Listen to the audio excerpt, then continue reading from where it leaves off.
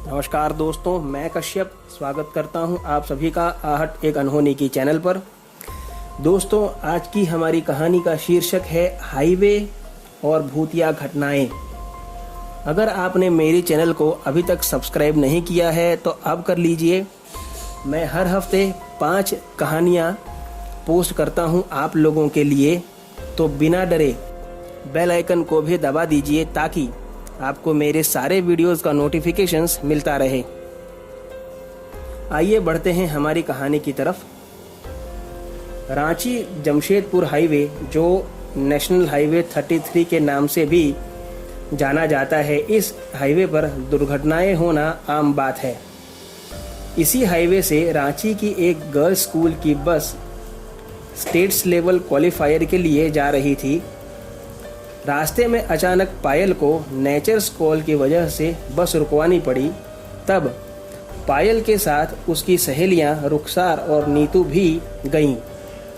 जंगल के बीचों बीच बस खड़ी थी तो उनके सर ने उन्हें कहा था कि ज़्यादा दूर ना जाएं और नक्सलाइट एरिया होने की वजह से जल्दी ही वापस आने की हिदायत भी दी थी।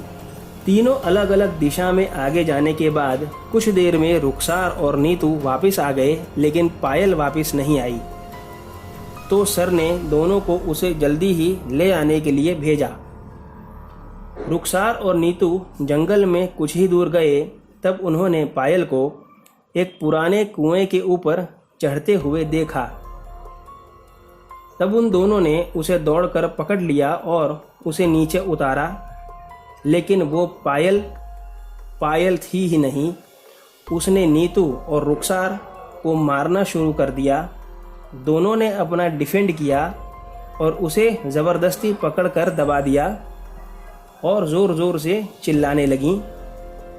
तब आवाज़ सुनकर उनके कोच भी अंदर की तरफ दौड़े और उन्होंने देखा कि नीतू और रुखसार को पायल फिर से मार रही थी। तब सर ने उसे चिल्लाते हुए ऐसा करने से मना किया तो वह अपने कोच पर कूद पड़ी, यह कहते हुए कि कुत्ते, तो वो तू ही है जिसने इन्हें यहाँ भेजा है मुझे ले जाने के लिए। और वह तुरंत ही बेहोश होकर गिर गई। सर को लगा कि पायल को कोई मेंटल इश्यू है और उन्होंने उसे बस में बिठाने के बाद बस सीधा बेस कैंप पर लाने को कहा। वहां जाकर उन्होंने पायल को डॉक्टर्स को दिखाया, क्योंकि एक प्लेयर मेंटली हेल्दी होना ज़रूरी है। डॉक्टर्स ने चेक करके कहा कि मेंटली तो वो परफेक्ट है, शायद चक्कर आने से बेहोश हो गई होगी। जब पायल को होश आया तब उसने अपने माता पिता और सर से कहा कि जब वो जंगल में फ्रेश होने के लिए गई थी तब वहाँ उसे एक कुआं दिखा था।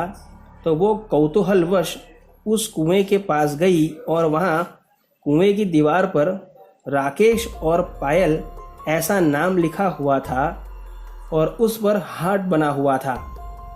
तो मैंने मस्ती में कुएं में झांक कर कहा, राकेश देखो तुम्हारी पायल आ गई।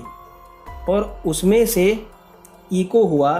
तो मैंने 2-3 बार और चिल्लाते हुए कहा कि हाँ राकेश देखो तुम्हारी पायल आ गई।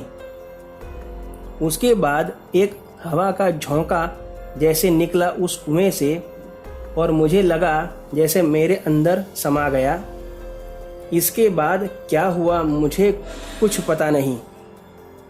इतना कहा ही था पायल ने कि तुरंत उसका शरीर बेड पर उछल कूद करने लगा, जैसे उसे कोई पटक रहा हो।